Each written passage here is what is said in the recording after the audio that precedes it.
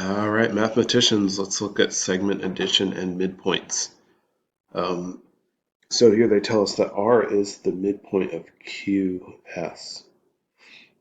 And they tell us that RS is 5. So if R is the midpoint of QS and RS is 5, then QR would have to be 5 as well. And let's see, RT up here is said to be 9. So if this distance is 9, and this part of it is 5, then the remaining part would be 4. And our goal here is to find QT, that's the whole thing. So to find this whole distance, we'll add 5 plus 5 plus 4 to find QT.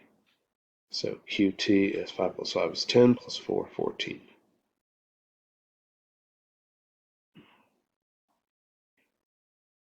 All right, this one we have BD is 16. So this portion, 16. AC is 12.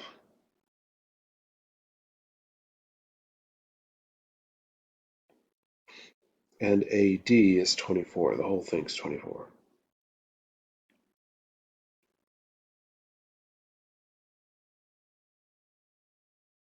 And our goal is to find BC.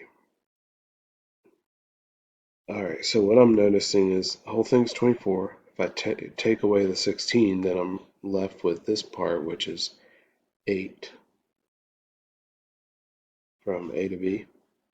And I know from A to C is 12, so 12 minus the 8 part leaves us with 4, and that's the one we're looking for.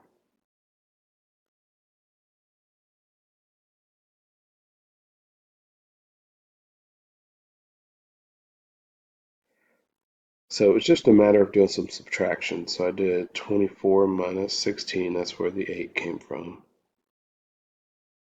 And then I did 12 minus the 8, and that's where the 4 came from. And so BC is 4.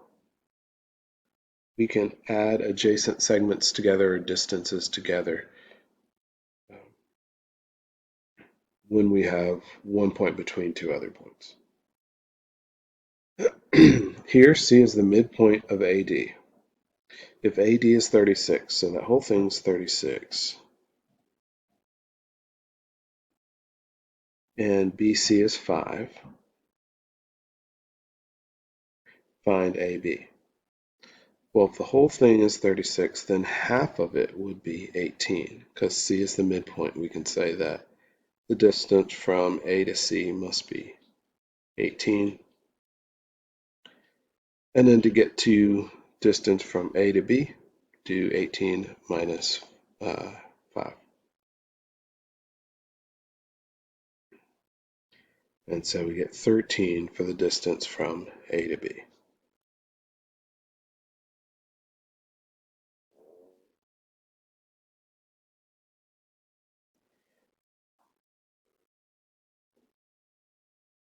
Hopefully this is helping you on your learning path.